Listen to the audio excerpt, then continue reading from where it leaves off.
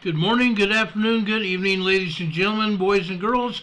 Welcome to Emergency Management Associates, coming to you from the Area Command, 392 miles west of Kitty Hawk Beach, North Carolina. As we've been doing for quite some time, we're going to start off this broadcast by a salute to the United States of America. I would ask each of you to please stand.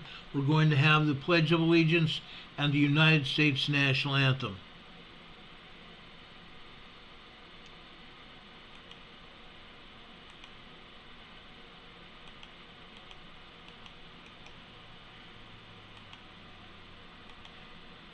I pledge allegiance to the flag of the United States of America and to the republic for which it stands, one nation, under God, indivisible, with liberty and justice for all. Now would you make welcome straight from Washington, D.C., the United States Army Corps Quartet. Yeah.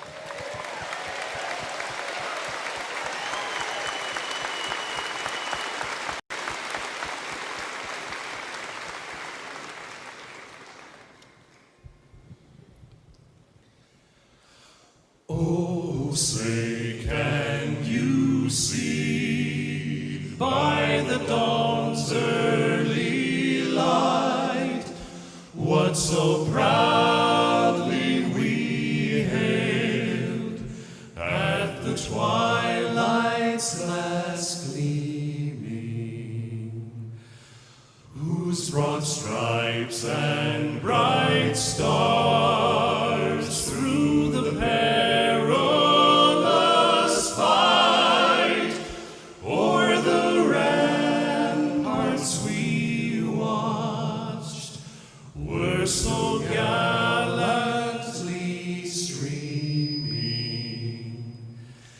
and the rockets' red glare, the bombs bursting in air, gave proof through the night that our flag was still there. Oh, say does that star-spangled banner yet wave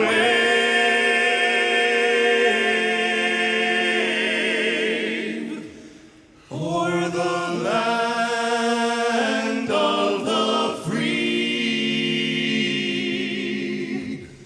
and the home of the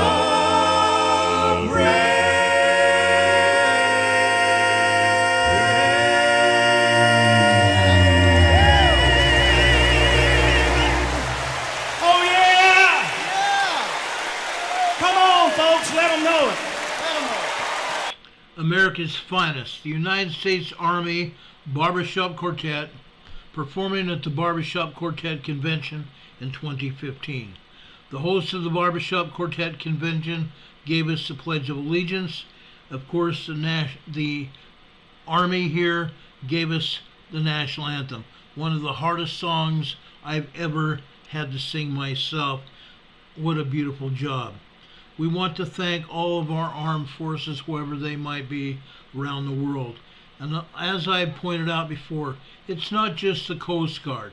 It's not just the Army, the Marine Corps, the Navy, the Air Force, Space Force. None of them. But all together. We can't help but recognize all of them together, as well as our allied armed forces as well, all around the world. Thank you all for your service. God bless you all, and may you all return home to your families in safety when your tours of duty come to an end. We love and appreciate you all so very much. Thank you all for your service. Folks, we have a lot to talk about tonight. First off, I can't help but talk about this. I've been watching this since late this morning. Folks, there's severe weather over in the south central United States. It first came from over in eastern Texas, Nacogdoches, Texas, and that area. Guys, there have been tornadoes, high and low, severe weather, thunderstorms. Thunderstorms spin off tornadoes in those violent storms. There's already been at least a couple of those today. Throughout the night, the threat primarily is tonight into tomorrow morning. There could be heavy rain, hail, thunderstorms, and flooding. Scattered numerous thunderstorms, severe at times, throughout the night into tomorrow morning.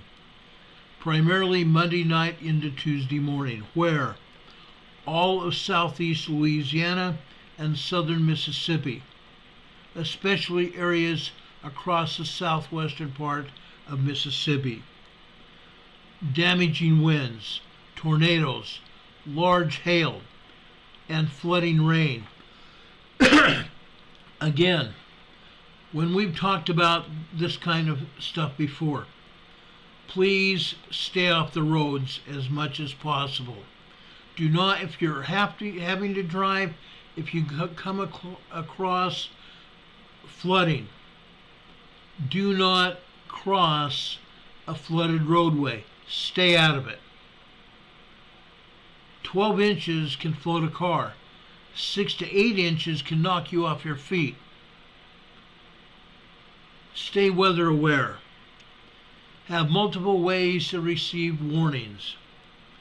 Have multiple ways to receive weather warnings. We talked about your AM, FM weather radios. We talked significantly about those. We talked about having walkie-talkies, where you have the weather service radio on your walkie-talkies, on your police radios. You can also have your ham radios tuned to 162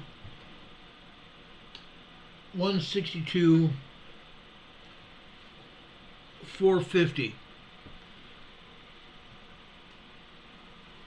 GMRS mid-range megahertz 462 450. That in most areas will get you the National Weather Service. From there you can turn low and turn high down the dial and you'll run into your local weather service. This is not just for storms.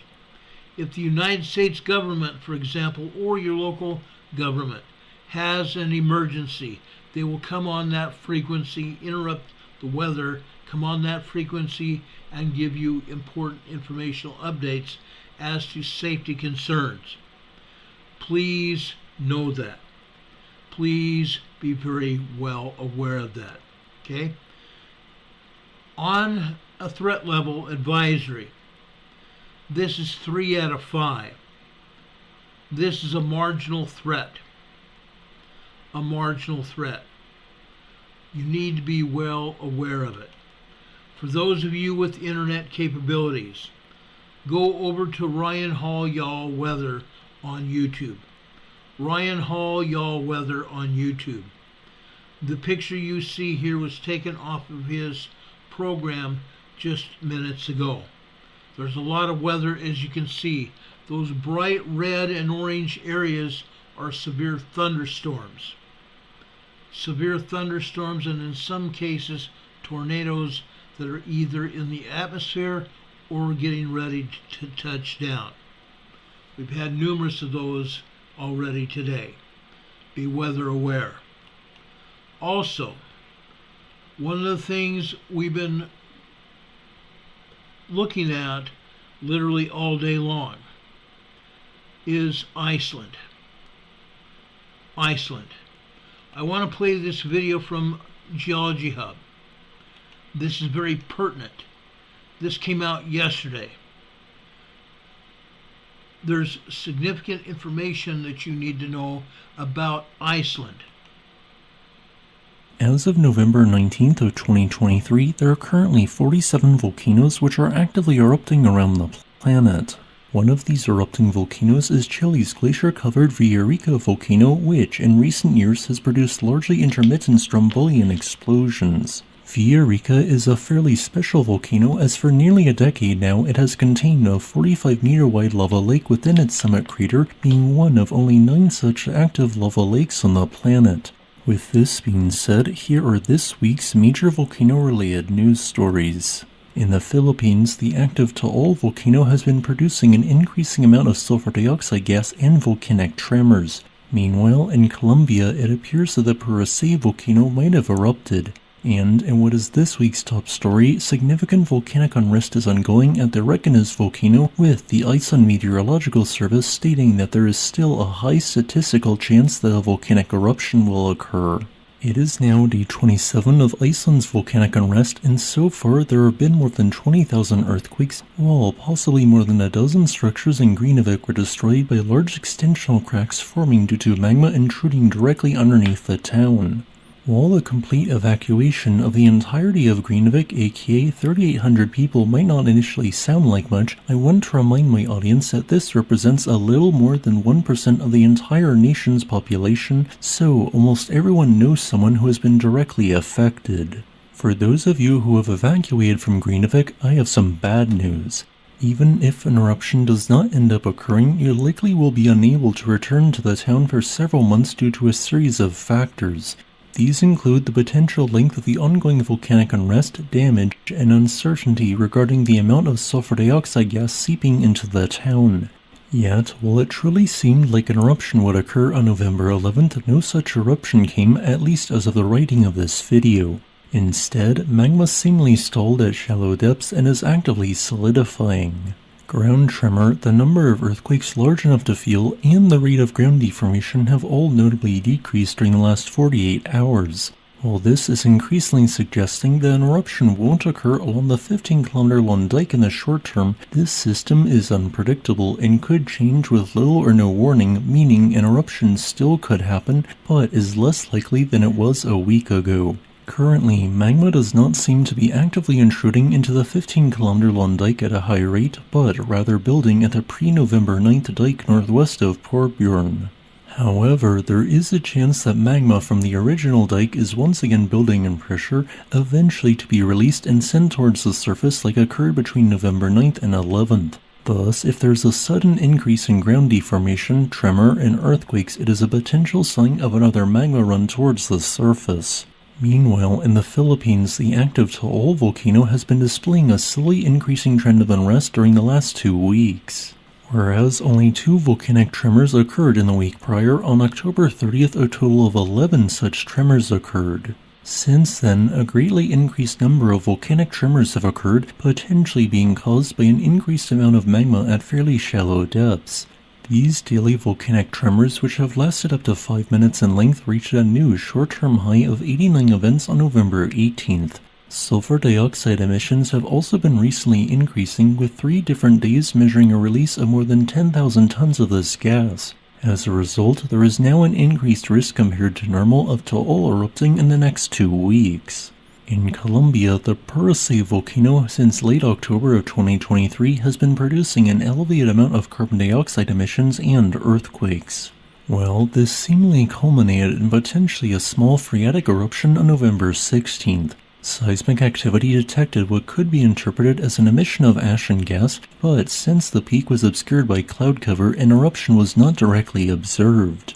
If an eruption did occur, there is a distinct possibility of more explosions occurring in the next few weeks. Here is a quick list of all the world's volcanoes which are currently erupting. Additionally, here are some volcanoes showing signs of unrest which are not erupting as of the recording of this video on November 18th of 2023. Okay, those are the volcanoes that are not showing unrest, but they're showing some light unrest. In other words, they're showing light earthquakes and upward pushes of magma at magma dikes. These are around the world. The other lists that they showed just prior to that are active volcanoes that are presently erupting. Now, with that said, we've had an eruption down in Papua New Guinea today. Ulawan volcano erupted. Now, it only erupted up to like 18,000 feet high. But that's typical of Ulawan volcano in Papua New Guinea. That was the one volcano that erupted today that had not been erupting prior to that. We'll talk more about that in the coming day. Folks, we've had earthquakes around the globe. I want to go talk about that, then I will come back here and talk about other things that have happened that I feel need to talk about. Okay? If you guys will just bear with me here. We have a lot to talk about. Folks, it is necessary to discuss this. Okay? Down here in Sarangani, Philippines. Okay? No matter what some agencies say, they downgraded this earthquake from 7.2 down to 6.7. This was Friday. We're still seeing aftershocks from this area, Sarangani, Philippines. You're seeing a 4.4 moderate earthquake there. Right here is a 5.2 large earthquake here. These are not the only earthquakes that have hit here today. Folks, this was a major earthquake. I don't give a flying rat's frosty keister what some of these agencies said. Folks, I got into it with some local yokel on one of the messenger threads about earthquakes. I even proved to him and everyone that monitored that earthquake thread that this earthquake was a lot stronger than they said it was. But he didn't believe any of the data that I showed. Folks, people don't usually understand data links. I showed plenty of data, and I've shown these helioplots to all of you in the past. Some people don't understand helioplots. They've never seen them before. They don't understand what a primary wave of an earthquake is. They don't understand what a secondary wave of an earthquake is. They don't understand what a body wave is. As I explained last week, when that earthquake hit on Thursday, on Friday we looked at it. I showed you the helioplots, showing the primary wave, the secondary wave, and the body wave. The body wave lasted up to 13, maybe even 14 hours after the original quake. That proves to us that that earthquake was a 7.2. The primary wave data, the secondary wave data also pointed that out. But when we look at all the data coming together, the primary, the secondary, and also the body wave, then we can make a very stout assumption as to how strong these earthquakes are, regardless of what the agencies say. The agencies only want us to know what they want us to know, nothing else. They routinely lie about information or omit information. We've shown you that as well. Today, a 5.2 large earthquake hit here. They're showing that. They showed this 4.4 moderate earthquake here that they call light. Until 6 months ago, they called 4.0 to 4.9 moderate earthquakes. They changed the definition to light. There's nothing light about a 4.4 earthquake. 4.0 to 4.9 earthquakes can cause plates and dishes to rattle. In some cases, they'll fall off shelves. Pictures and things on walls fall off shelves. Books in bookcases. Knickknacks on shelves fall off the shelves and break during a moderate 4.0 to 4.9 earthquake. Here we have a 4.4. This has a depth, guys. This has a depth of 157 miles deep. 157 miles deep. This is going to result in a 5.1, 5.2 earthquake. This very decent size, moderate sized earthquake here, a 4.4, is going to result in a much shallower, stronger quake of 5.1, 5.2, large quake. In addition, this 5.2 here was only 52 miles deep. That's a fairly shallow earthquake. Okay? That was over in the Philippines, as you can see. Now, I want to go over here to Indonesia. We've had quite a few earthquakes in Indonesia, but the agency's not showing them here. Okay, this is a 4.6 in the Valdese. This is an aftershock of an 8.0 that hit here in this same location just 2.5 weeks ago. An aftershock, a 4.6 aftershock. They're calling this 6.2 miles deep, 10 kilometers deep. We go over to the Andaman Islands here, north of Sumatra, Indonesia. This is a 4.3 moderate earthquake. Also 6.2 miles or 10 kilometers deep. Okay? They don't show anything over here in China or India. They don't show anything in Afghanistan or Tajikistan. They show 2 earthquakes on the earthquake fault in Iran.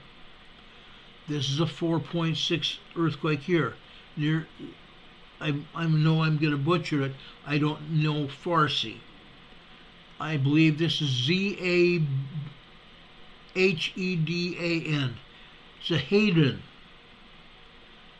Zahedin, Iran. A 4.6 earthquake, again, 6.5 miles deep. Over here, also on the same fault. This is a 4.6 near Bandar Abbas, Iran. 6.2 miles deep, 10 kilometers deep. This same fault line comes out of the Himalaya Mountains. Out of the Himalaya Mountains. I know for a fact there's earthquakes up here in Afghanistan and Tajikistan area. They're just not telling us about it. We go over here to the area of Turkey and Syria, where we had a major earthquake, in 9.0, 10.0 earthquake here earlier this year. They're still shaking here. USGS is showing 2 earthquakes when there's actually 14. 2 earthquakes here. This is a 4.1 here. 1.4 miles deep. That's a shaker, guys. That's a very shallow quake. People here felt that. People here felt that. This other one here is a 4.4. Also here in Turkey, Syria area. Also right on top of that same fault that gave us a 9.0, 10.0 earthquake earlier this year. A 4.4 earthquake here, 6.2 miles deep. Go figure. Go figure. That's on that earthquake fault. And there's a lot more other earthquakes here as well they're not telling us about. Folks, there's earthquakes over in western Turkey, earthquakes over here in Greece. They're not telling us about it. They're not telling us anything about it.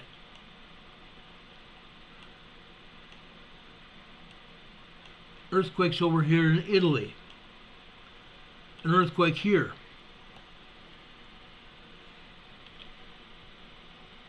This is a moderate 4.8 here. This is 256 miles deep. 256 miles deep.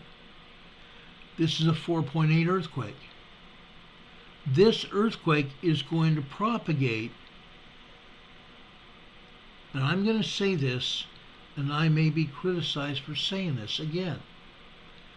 This may propagate a 5.7 to 5.8 earthquake. Rebecca was here earlier, and I think she would agree with me. Okay? This moderate earthquake is going to propagate a larger, shallower quake. A 5.7 to a 5.8 earthquake because of its depth, 256 miles deep. Okay? And they're not showing any other earthquakes in this area. There's about a dozen earthquakes here in Italy that they're not telling us about. There's other earthquakes here in Germany and Switzerland, other earthquakes here in France. I don't get it. Earthquakes here in Spain, Portugal area. Earthquakes over here near the Strait of Gibraltar. There's always earthquakes here. The Azores here.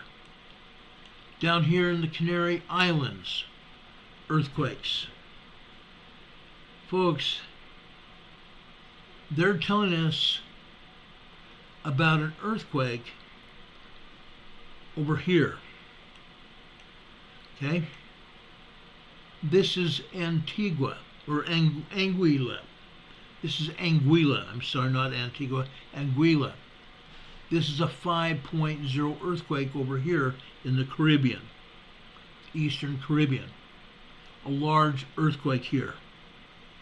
Okay? It's very close to the U.S. and British Virgin Islands. A 5.0 earthquake on the Cayman Ridge. It's right next to that red line. That's the Cayman Ridge. This is the Cayman Ridge, guys. A 5.0 large earthquake here today. This is 51 miles east-northeast of the Valley Anguilla. Okay? It was out in the ocean. This was out in the ocean, guys. The ocean waters absorbed the shock waves of this quake. A large earthquake here. Okay? We don't often see this kind of earthquake here in the outlying islands here.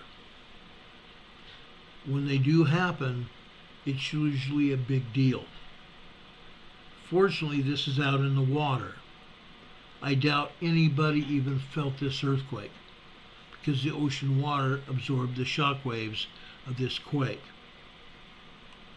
Now, what we're talking about that. Earlier today, there was a 5.0 earthquake over here in the central mid-Atlantic. A large 5.0 earthquake here in the central mid-Atlantic. USGS made it go away. That seismic energy is heading up the mid-Atlantic here. I fully expect to see a 5.0 in this area right here. Again in the central mid-Atlantic. And after that happens, I fully expect to see energy coming up here to Iceland.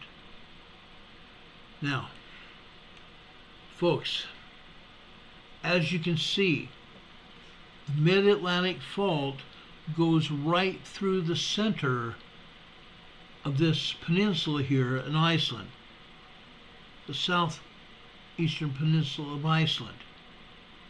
The bad thing is, and yes, we talked about it a little bit in that video we showed you from Geology Hub. The problem is this, okay? It's not over. It's really not over. Now, we can talk about what's going on here. We've been talking about what's going on here for a very long time. As you can see, this area, it's populated. 3,800 people live in Grindavik. 3,800 people live in Grindavik. Folks,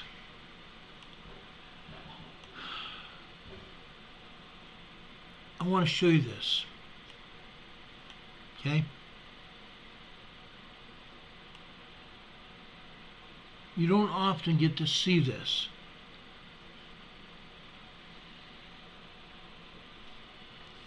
This is a geological thermal facility here near Grindavik.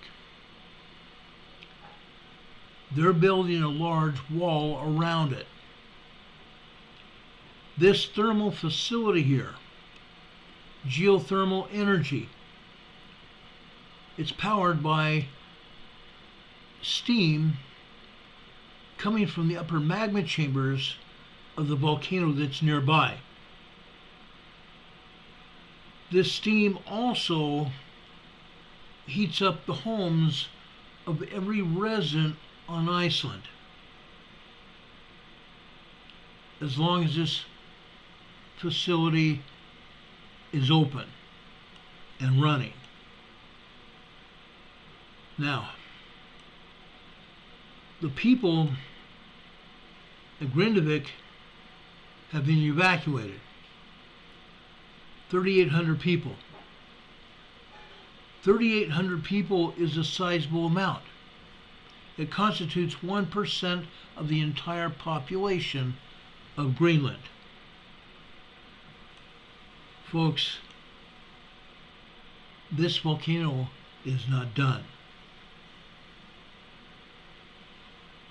I don't believe this volcano was done at all. Today, there has been increased uplift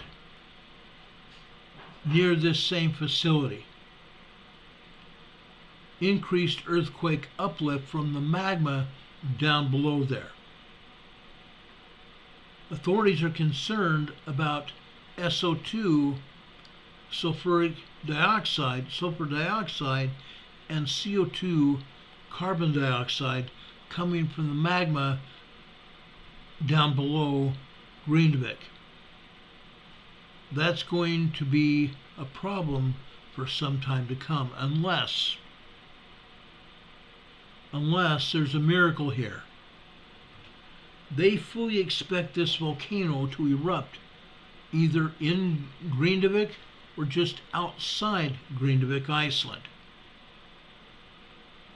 As we showed you last week, pictures of great big huge fissures that have opened up in Grindavik and just outside Grindavik. Magma that's opening up these fissures. And at first, they saw steam coming up.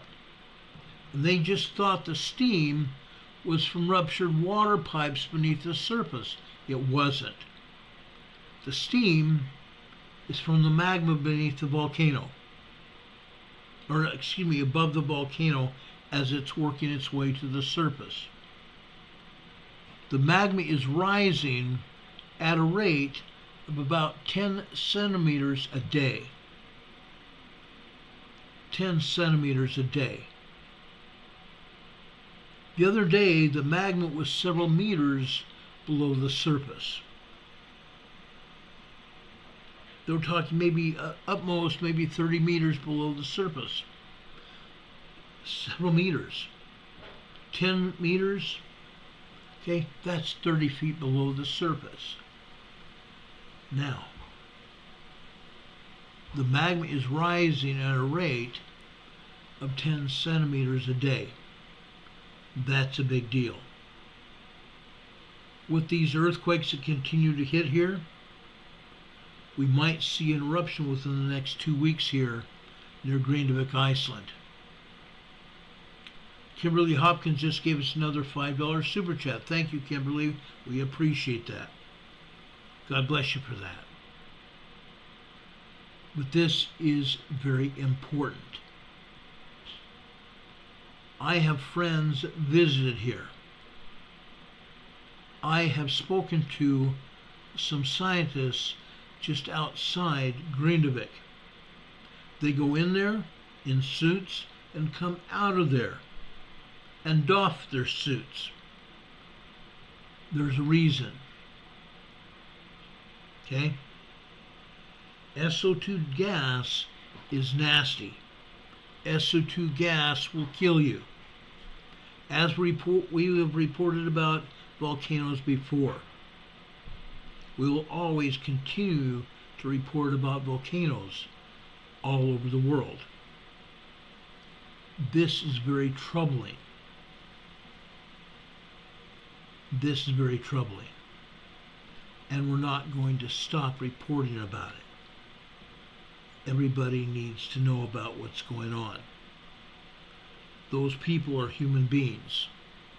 Those people are brothers and sisters as well. So folks, we will continue monitoring this and keep you informed when the situation changes in whichever way it does. The agencies won't tell us. We have to go and look for the information. As you see, the USGS does not even show the earthquakes here. There's plenty of earthquakes here. Okay? It's said that they don't even show that central mid-Atlantic quake. They took it down. Okay? Over here in South America, there's about 12.5 quakes here in South America, ranging from Chile all the way to Colombia. Okay? Down here in north central Chile, I've highlighted a 5.0 earthquake. This is Aveyah, Chile. A 5.0 earthquake right there on the coastline. Okay? The foothills of the Andes Mountains here. Okay? Look at that. Yes, folks, there are people that live just outside that area. A large 5.0 earthquake. These people are not rich here. They don't have big, expensive homes here. They felt that earthquake. They may have had damages to their home or to their businesses here. Okay? Just offshore today. This was another 4.8 very strong moderate quake here. Okay? A 4.0 to 4.9 quake are considered to be moderate quakes. An upper moderate quake, in other words a 4.7, 4.8, 4.9, can cause considerable damage. This is offshore, 60 miles west of Illapel, Chile. In this case, the ocean waters absorbed the shock waves of that quake. Quake here. This is a 4.7 near San Felipe, Chile. San Felipe. Look where it's at. This earthquake is in the mountains here. 47 miles northeast of San Felipe. Okay? 47 miles. Let's see if we can locate San Felipe here. Okay? I don't see it. Maybe it's a very tiny town. Maybe it's this one here. This might be San Felipe right here. It probably is. A moderate earthquake north of San Felipe here. Again, this is a mid-range 4. People felt it. Again, people here don't have all that kind of money either. Okay? A 4.7 can still do moderate damage, regardless of whether USGS changes the tone for that earthquake or not. Calling it light. It's nothing light. When things get knocked off shelves, when pictures falling on the wall, and everybody get unnerved of how strong the shaking really is. Okay? A 4.7 earthquake. This one here is in the Chile-Argentine area. This is the border region of Chile and Argentina. This is another 4.8 moderate earthquake, 23 miles west-southwest of Villa Basito, Nieves, Argentina. Villa Basilo, Nieves, Argentina. Okay? 69 miles deep. It's in the Andes Mountains here. It's in the top of the Andes Mountains. Okay? That's what's going on here. There's more earthquakes here in northern Chile as well. They're just not talking about them. Heaven forbid. Earthquakes here in northern Peru. Earthquakes here in Colombia. Earthquake here. This is out in the ocean on the Cocos Plate. This is a 4.3 earthquake south of Panama. A moderate 4.3 earthquake 158 miles southwest of Panama today. Okay? That's not all that's happened. They're not talking about earthquakes down in New Zealand that they're not showing us or telling us about. They're not talking about any earthquakes here in Fiji or Tonga. There were.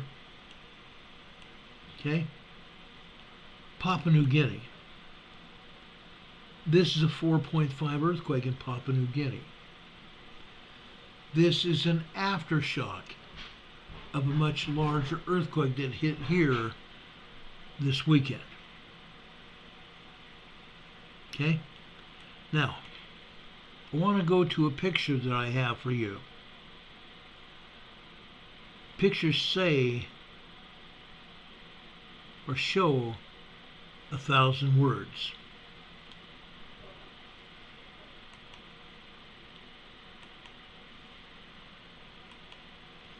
I want to show you this. This is important to understand. Oh, where'd it go here?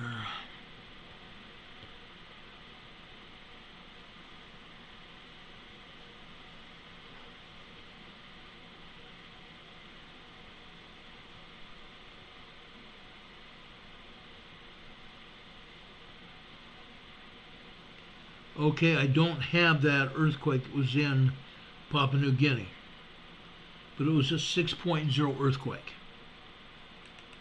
Uluwatu volcano erupted today.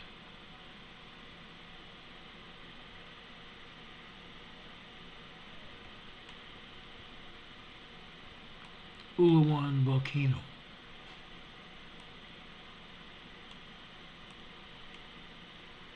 Okay? Guys,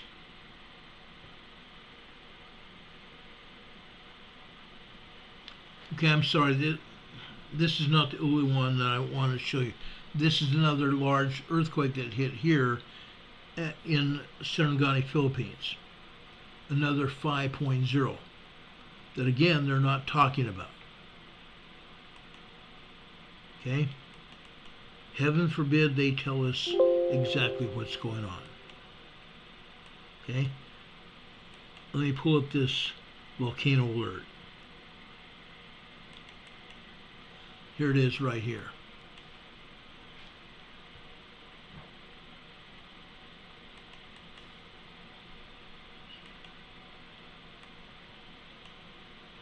It's not showing up.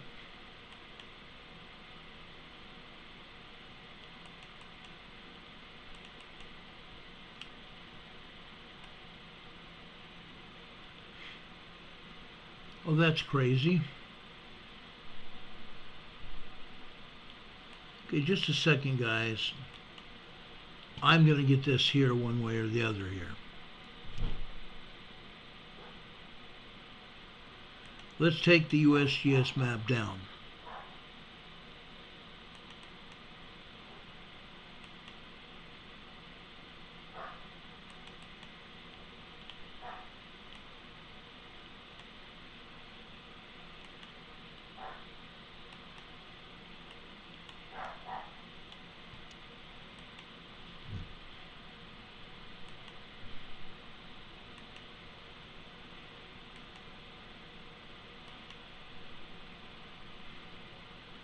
Well, this is really weird. There it is. Okay. Yes, you can't see the print here. I thought you might. But again, this is over in Papua New Guinea. Uluwatu volcano. Okay. When we have an erupting volcano, it usually produces a 5.0 earthquake or larger. Okay?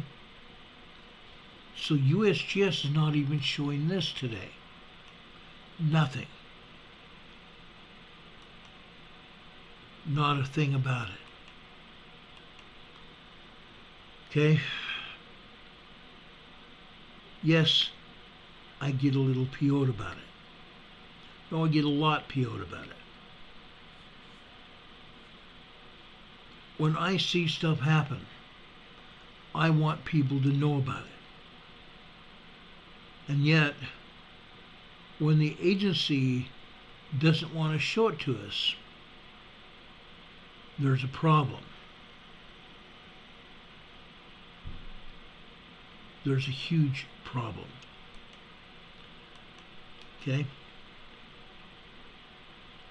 This again is a USGS map. I'm only going to be here for another minute or so. So if you guys would just bear with me. Okay?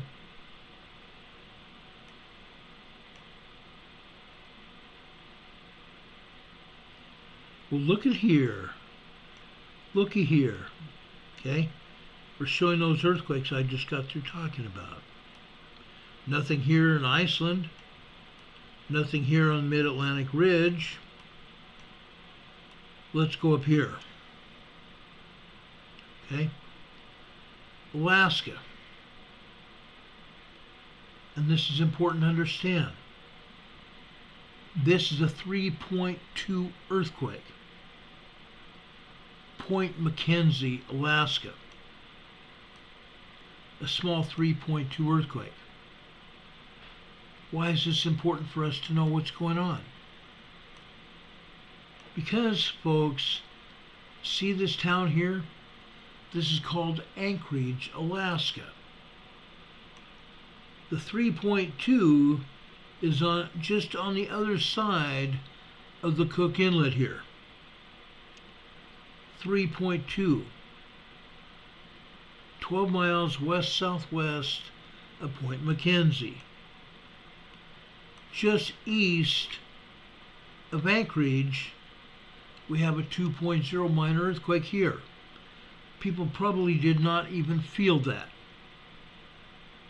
Most people can't feel a minor earthquake, a 2.0, 2.9. But people can feel this over at Point McKenzie, this 3.2. North of that, Fairview, Alaska, 1.1. This is a 1.7 near Houston, Alaska. Okay? They're not even showing all the earthquakes over here in and around Denali National Park. Interesting to note. Okay? We don't have any earthquakes up here north of the Arctic Circle here. That could be a good thing.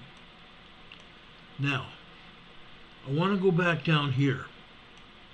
Okay? We showed this earthquake here. Sarangani, Philippines area. Okay? A 5.2 earthquake. This one here. Central Philippines. It's a 5.1 earthquake. 75 miles deep. They're not telling us about anything over near Luzon Island, Philippines, up here towards Taiwan. Nothing. Nothing. They're not talking about anything in southern Japan here. They're showing us one earthquake here. A 4.4 off the coast of Honshu, Japan. 51 miles deep. During the weekend, here on the Mariana Trench, we had a 6.2 earthquake here. Excuse me, let me bring this back here. A 6.2 earthquake right here. We also had a 6.0 here. Two very strong sixes here on the Mariana Trench. This seismic energy is going north, which may have caused this earthquake here, the 4.4. They're not telling us about any earthquakes here in the Kuril Islands or around the Kamchatka Peninsula. Interesting to note. They're only showing 219 earthquakes around the world. Folks, there's close to 800 earthquakes around the world. They're just not showing what's going on here. They're not showing what's going on. They're not even showing 25% of earthquakes around the globe. That's insane. That's insane. And they say they're protecting us. They don't know the meaning of protection. They really don't. Now, I want to talk to you right now about an event that happened Friday night into Saturday. I'm going to play a video for you.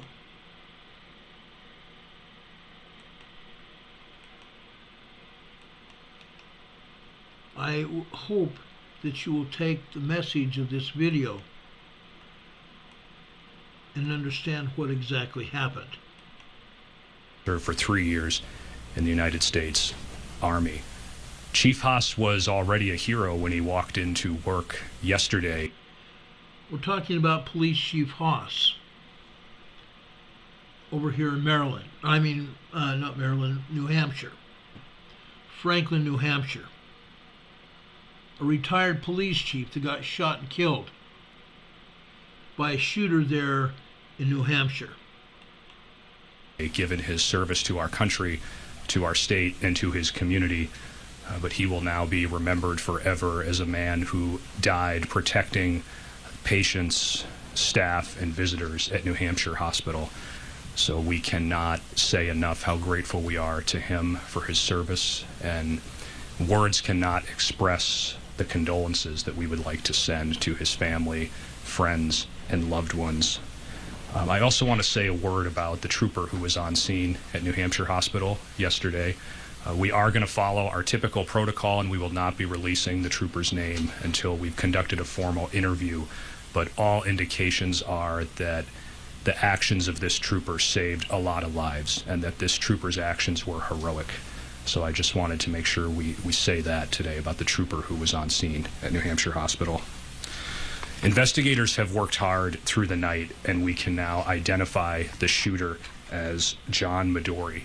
John Midori was 33 years old at the time of the shooting, and he was most recently transient. So he had recently stayed at a hotel in the Seacoast area.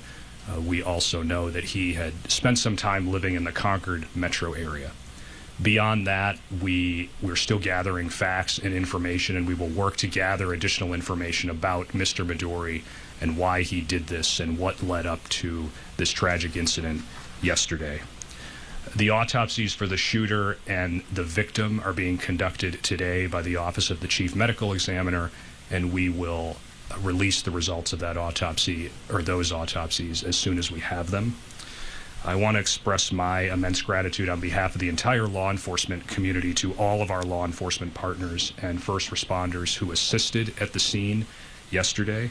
Those include, of course, the New Hampshire State Police, the Concord Police Department, the Concord Fire Department, the Merrimack County Sheriff's Office, State Office Complex Police, and our federal partners, including the FBI, the Bureau of Alcohol, Tobacco, and Firearms, and ICE. At this point, there is still a lot of investigative work to do. We are shifting now into a homicide investigation, and so we would ask anyone who has any information about Mr. Midori or the incident yesterday to please call the State Police Major Crime Unit. The number is 603-MCUTIPS or 603-628-8477.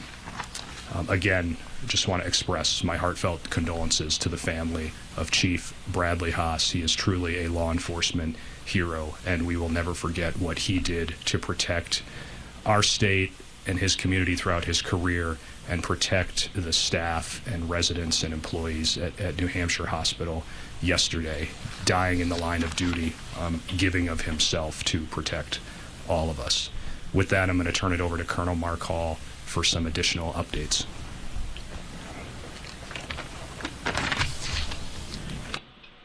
I am a primary care physician. I'm frustrated. I'm sorry, folks. This is another YouTube ad. And yes, I believe in what he's talking about. But I can't put this information on the air. So if you guys would just bear with me. And it's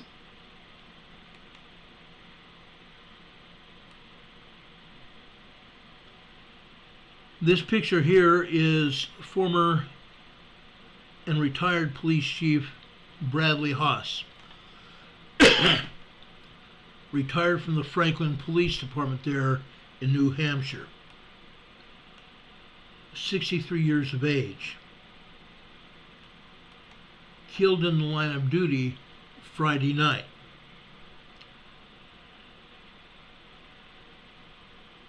I have nothing but admiration for this man.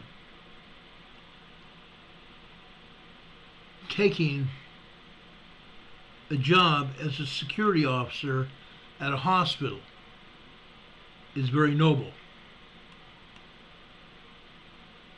Then some dirtbag comes along and shoots him and kills him, and probably would have killed a lot more people if it wasn't for that New Hampshire trooper that had also been assigned to help protect people at this hospital. It was a psychiatric hospital, so they required a lot more security than probably a normal hospital. But folks, this man and the trooper are heroes. They're truly heroes. I want to pay my respects to him. That's why I wanted to talk with him, or talk about him today. He's a hero. Saved countless lives. He was very experienced. He was not just a security guard. A lot of people label these people as security guards. Security guards have a bad rep. This man was a former police chief. 30 years in law enforcement. He was very experienced. I pay our respects now to former police chief Bradley Haas. Thank you for your service, sir. God be with you till we meet again. Saturday morning, and this has nothing to do with emergency management necessarily, but it does.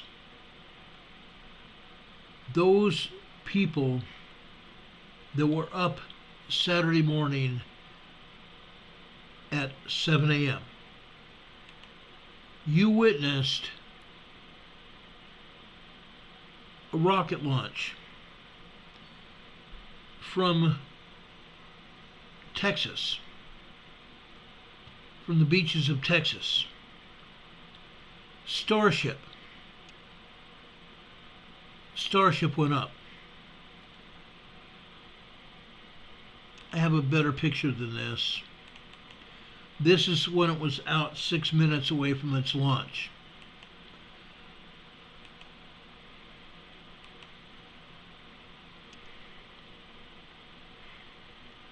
This is a brand new spacecraft that's supposed to take us from the moon and to Mars. SpaceX built this spacecraft along with a launch complex here. Okay? This is it right here. The first stage you see in this picture in the background. The first stage was separating from Starship. Starship is the upper part of the rocket here. The Starship will probably carry 20 to 30 scientists or passengers into space to the moon and beyond, and help build the moon base that they are talking about building. Okay? That is a launch complex there. And I don't remember the name of that island there. Okay? That blows my mind. I follow space flight like anything else. I can't remember the name of that island. It's a very famous island where kids go for spring break and such. Anyway, Padre Island, South Padre Island. It's on South Padre Island. Here you see Starship at the top of that rocket body. That is Starship.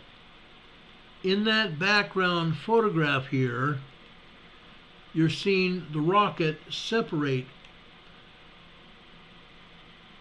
from Starship. That bright glow at the bottom of the rocket body are 30 what they call Raptor rocket engines. This is the largest rocket that's ever been built and ever been launched towards space. Saturday morning, it got about 8 minutes downrange over towards Puerto Rico. It had separated, the lower stage here had separated from Starship and was dropping away. And it lost control of itself and destroyed itself far enough up above the water where it posed no harm to anybody or anything out in the Atlantic Ocean. It was over by Puerto Rico. I believe it was south and east of Puerto Rico when it went down. SpaceX wanted to achieve that separation of the main rocket body from the upper stage there. That happened. Just past that, they destroyed the Starship before it went any further. Originally, they don't know what happened necessarily, but originally it was supposed to splash down in the Pacific Ocean near Hawaii. It didn't get that far. Like I said, it only got up above the ground and out into space 8 minutes. Okay? But that's what happened. I wanted to show you this. Emergency management was notified that the rocket was going to launch. The FAA had given a launch license to SpaceX. Everything went like clockwork, and they had the launch. This launch was a success. It achieved the desired results for SpaceX and for NASA. Okay? Yes, I am a space science geek. I have been since I was a kid in high school. I've been watching this for a very, very long time. I've watched every manned spaceflight launch since I was a little boy. So that's what's going on. Today we talked about earthquakes. We talked about severe weather. We talked a lot about severe weather. Please, folks, go over to Ryan Hall, y'all, and follow the information he's giving out until there's no more problem, probably late tonight. Ryan Hall will stay on board and keep people notified of what's going on until there's no more possible harm to the public.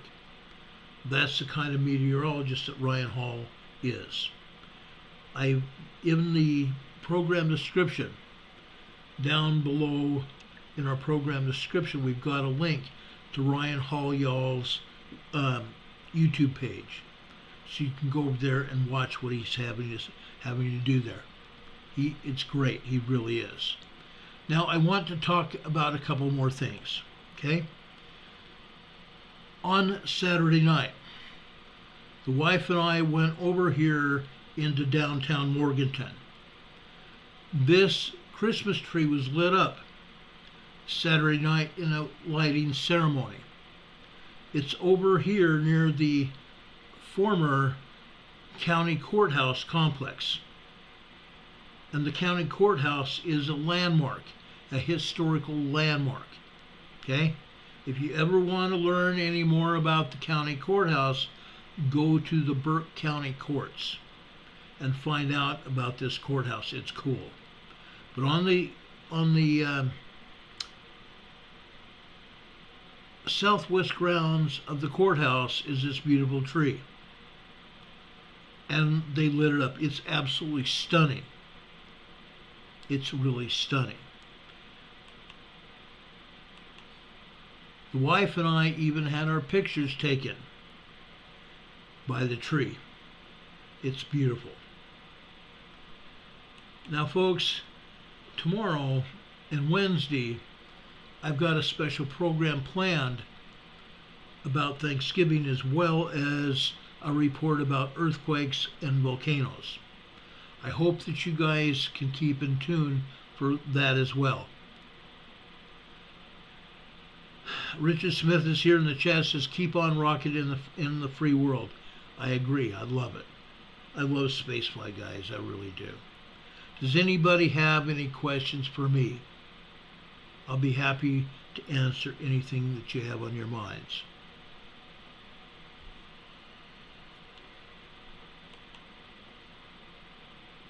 Any questions? I know we talked about a lot of stuff during the past hour and a half, but I want to make sure that we've covered everything that you might have a question about.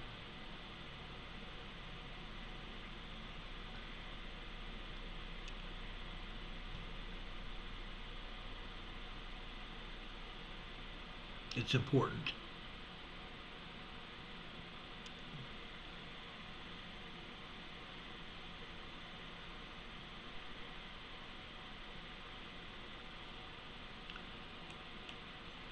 also this gentleman. Let me talk to you about this gentleman here.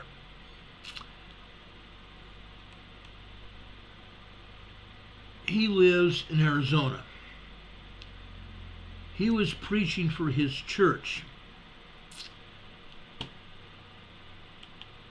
and he was shot and nearly killed. Now, we've all seen street preachers. Most of them don't do any harm. This man hadn't done any harm at all.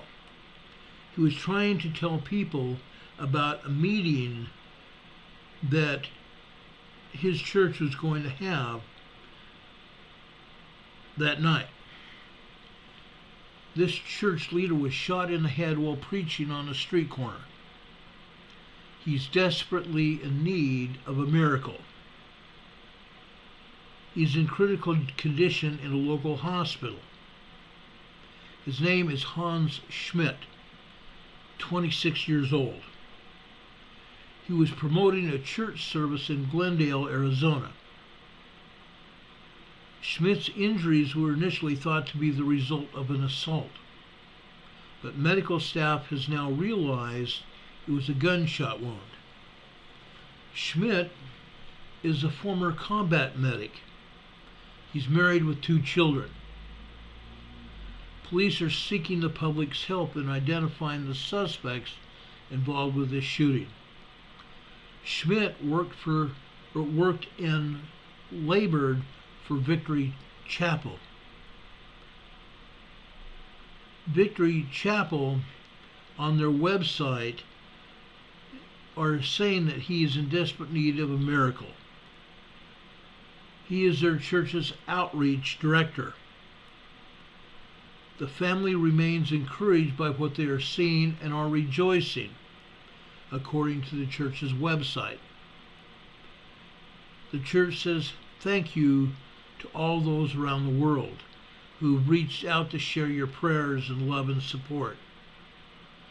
The church is collecting donations to help cover Schmidt's medical expenses.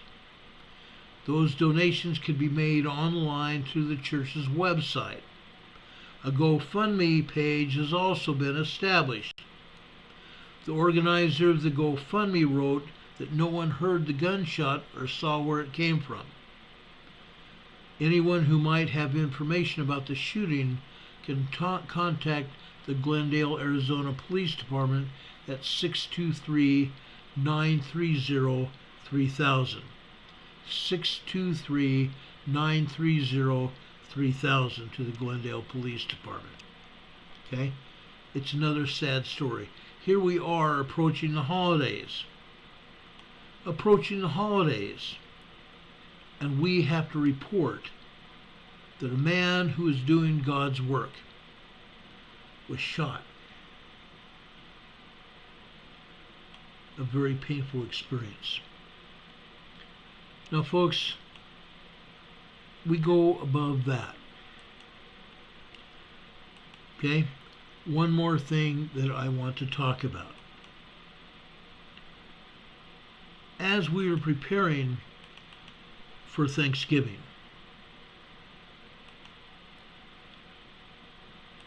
I would hope all of us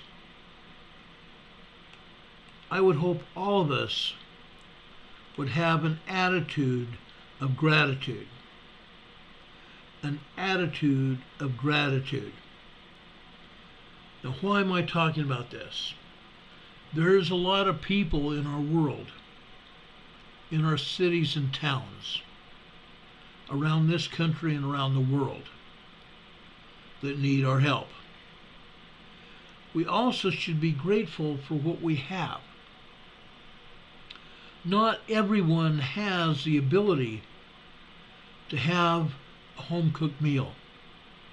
Not everyone even has the ability to have a sandwich made for them. There are thousands of people around this world that are starving. We have a war going on in Israel and the Gaza Strip. Brothers and sisters, the people who started that war are evil doers. We talked about that yesterday. Evil men. Brothers and sisters, that area of the Gaza Strip that Hezbollah and Hamas have taken over, that area of the Gaza Strip, Palestine, have Israelites who live there. They have other people that want to live there in peace. But again, there is an element of people that don't want that. The Lord walked those many hundreds of miles when he was alive. He walked it. He preached to people. He healed people. He ministered to people.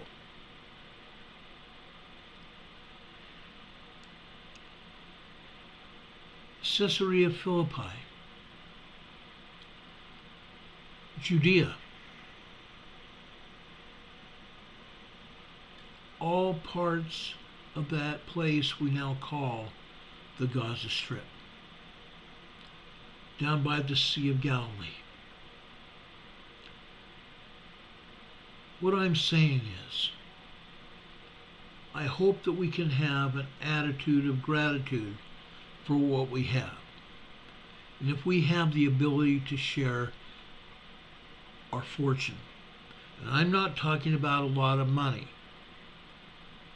I'm talking about sharing what we have with them. If we have a little bit left over from our Thanksgiving meal or our preparation for Thanksgiving, please consider sharing it with other people. Extended family members, neighbors and friends that might not have what we do. Let us have an attitude of gratitude. First come, first get. That's true. Also, during the coming days into the holiday, make sure your head is on a swivel. There's evil people all around us, and they don't care. Even the people in Washington, D.C., our politicians don't care. Let us pray and let us think about how we can get people into Washington, D.C. that will care, that will do a job and not want to get worldly gain for having been in Washington, D.C. A lot of the people that we put there aren't worth 2 cents. Let's have an attitude with gratitude and try to improve our country and try to do those things that the Lord would have us do. The Lord's in charge. We are the Lord's servants here on this earth. It's up to us to turn our world around. Let's have an attitude of gratitude. If you have any questions, please feel free to put out any questions right now. I care about you, or I wouldn't even do this. I care about each and every one of you and your families and your friends all over the world. We have our dear friend Demon Catman over in England. Yesterday I had a chance to speak to people who lived in Sweden, where I served as a missionary many, many years ago. I had a chance to speak with them and find out how they were doing. I love those people. I love people all over the world. I have not met everybody, nor have I been all over the world. I've been in some parts. And my philosophy is, let freedom ring. Let us share what we have with them. I have no problem with that. Let's close our borders. Let's be thankful for what we have. Let's make sure we can get rid of our enemies, deport them out of our country. If you don't want to live here in America, get out. If you came here to destroy this country, get out. You're not needed or wanted here.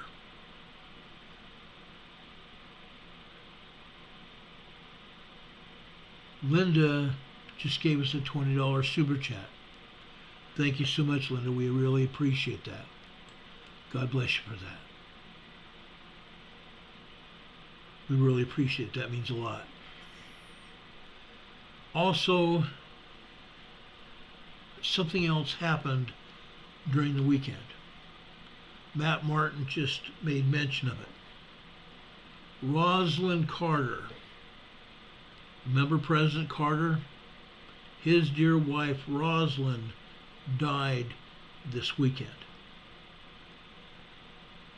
She was 98 years old. President Carter is 99. Now, I didn't like President Carter, the politician.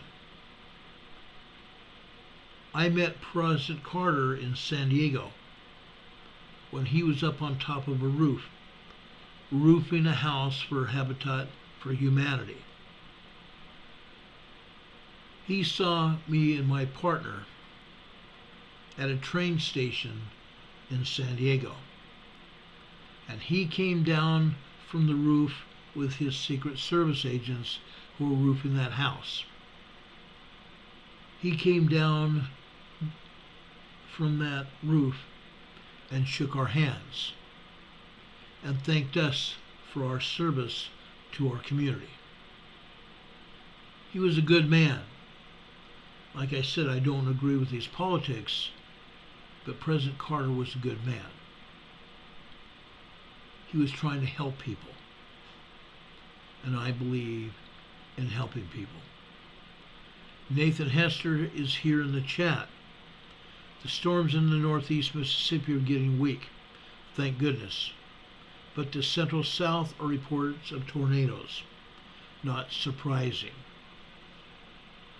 When we first came on this program, we talked about the southern part of Louisiana and Mississippi were probably going to get hard hit by the storm tonight. God bless those wonderful people. My buddy Rob 52 is here in the chat. Hey Rob, it's good to see you, brother. Appreciate you very much. Does anybody else have any questions? Like I said, I've been in contact with emergency services most of the day today, including over in New Hampshire. Make sure you have your emergency AM/FM weather radio. Okay? It's important. My weather radio is over on the other side of my office. I also have one right behind me on my desk. You need to have an AM/FM weather radio. Okay? Be prepared, not scared. Be prepared and not scared. Folks, I'm going to let you go. I hope you have a good evening. Again, tomorrow night, we're going to be talking about everything else, including earthquakes and weather and everything else. But I want to talk about Thanksgiving as well. I've got a presentation that I'm going to give tomorrow night.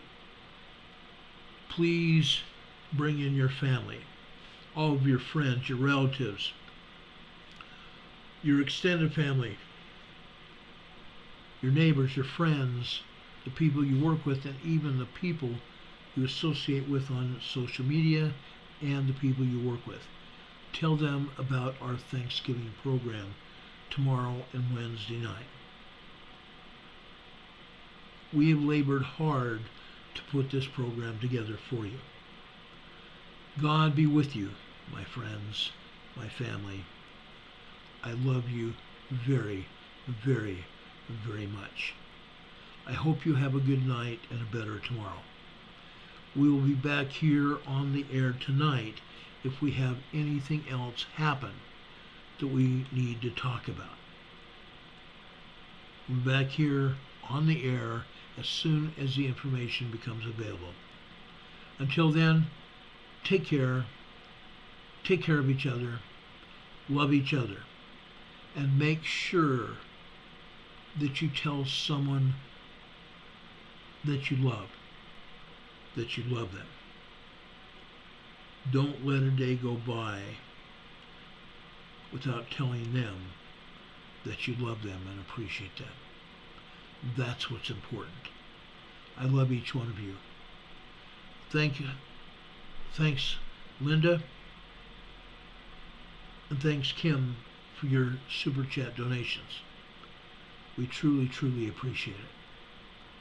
Linda Covington says Thursday morning at 8:30 is the kickoff for the Macy's Thanksgiving Day Parade in New York. 8:30 Eastern Time. Have a good night, guys. We will see you on the other side. Take care, everybody. Much love. See you soon. Good night, everybody.